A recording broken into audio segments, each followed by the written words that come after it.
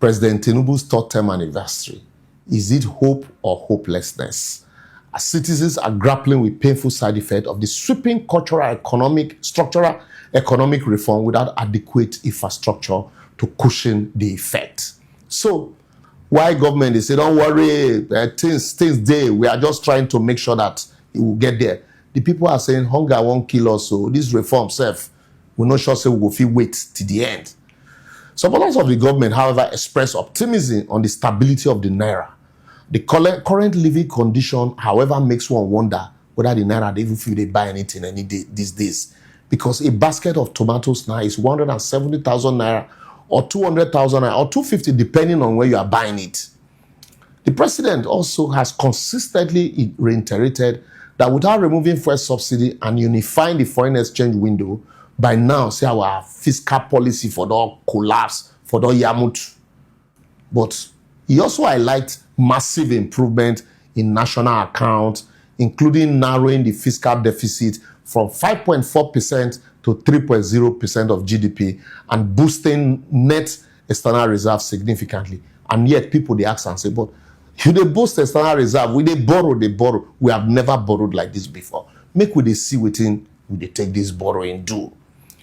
And he ended up by pointing to the fact that his policies have reportedly saved the country trillions of naira, thereby providing state and local government with historic cash inflow to fund local infrastructure. But yet, citizens, they lament persistent increase in prices of basic commodities, transportation, and electricity tariff, which are beyond the reach of the average Nigerian. Say, yet, will they pay for darkness? Will not they say anything? So people are saying, instead of the promised economic growth, inflation remains painfully high, eroding purchasing power and plunging Nigerians more into severe poverty. The question you go now ask yourself is, you give governor more money, what are the adequate mechanisms put in place for checking, stealing, corruption, and abuse of this more money? No wonder all our governors do these days is to buy SUV and then renovate road where the same SUV go follow. And then they'll tell us, say, we are doing well. You know, we need to praise them. We need to thank them. And yet, Nigeria, the same country that celebrate pan, building motors, vehicles, today we celebrate flyover as achievement, despite the fact that infant maternal mortality rate is going higher. The number of out-of-school children is increasing. Go to the north, you see Almajiri everywhere. Youth unemployment, we know they will discuss them again, because these days, why will you need employment where hook up and Yahoo is not a job? And hotels, schools, and churches have become our new industry. Hallelujah, somebody. Can't you see that despite being in an economic bubble or economic boom, because this one don't pass doom, our government and governors still they spend money like say with the economic boom, like say you money there everywhere. Why government allies are quick to praise the Lagos-Calabar highway. If you talk, they say, go see the Lagos-Calabar highway now, where government they do, and the Sokoto-Maiduguri highway. But they forget that there are so many dilapidated roads crisscrossing the length and breadth of the country that has made kidnapping now very easy and possible.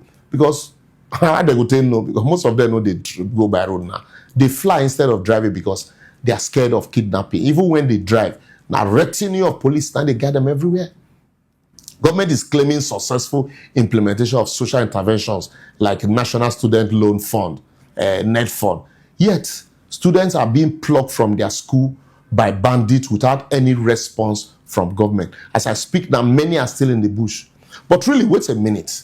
Why do we use school children to play politics? Why is it that it's only every time politics they come, we go pack school children from school? Because as it was the days of Jonathan in 2025, with Chibok girls and Boniyadi boys, so it is in the days of Buhari in 2018 with the Dapchi girls, and so it has been in the days of Tinubu also, with the St. Mary's Catholic School student abduction in November 2025, and the May 15, 2026 coordinated mass abduction of school children and their teacher after brutally killing 2 teachers in a Ahoro Asian Lake community in Oyo State, and the abduction of 50 young students in Musa Primary School and in Ashira Uba in Borno State.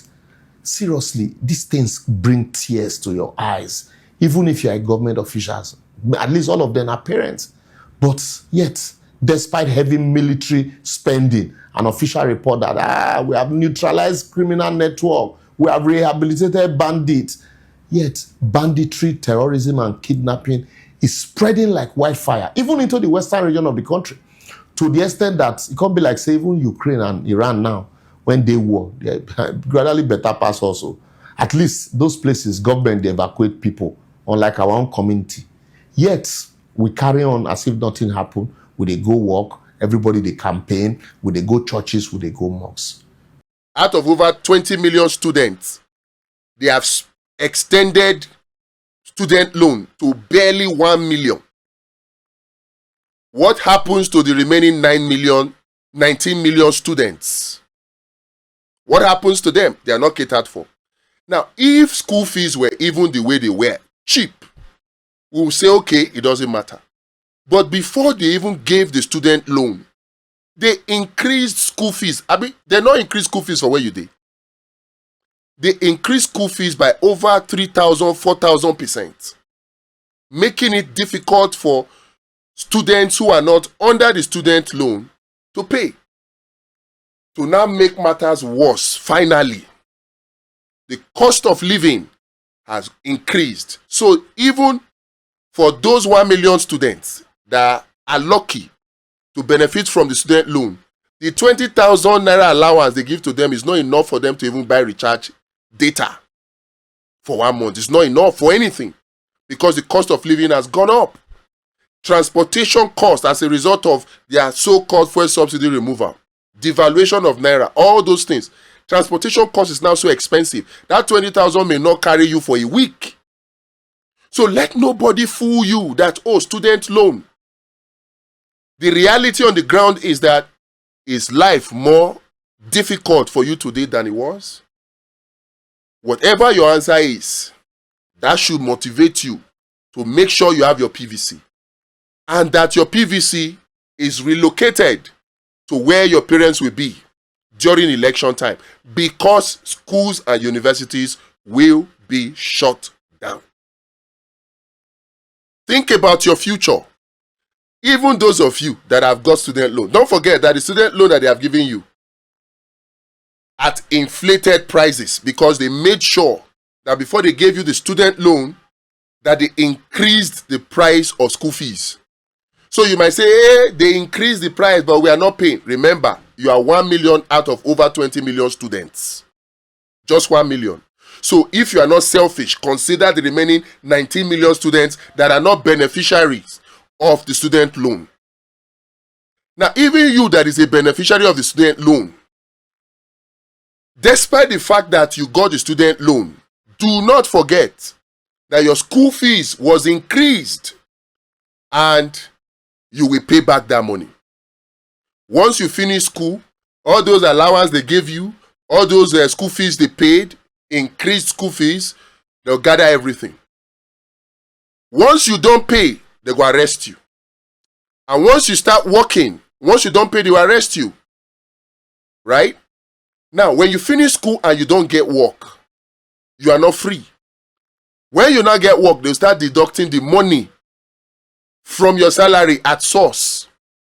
And don't forget, when you finish school, the salary, the work you will get, the kind of salary they'll pay you, you know, go past that 120, 150, unless for some very privileged few.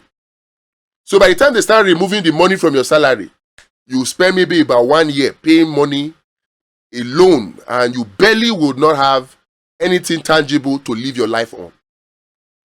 So the time for us to take our destinies in our hands is now. Students, please, we beg you, in the name of God. God bless you, and God bless the Federal Republic of Nigeria. I didn't talk about Vote Watch, but we'll talk about Vote Watch in another video.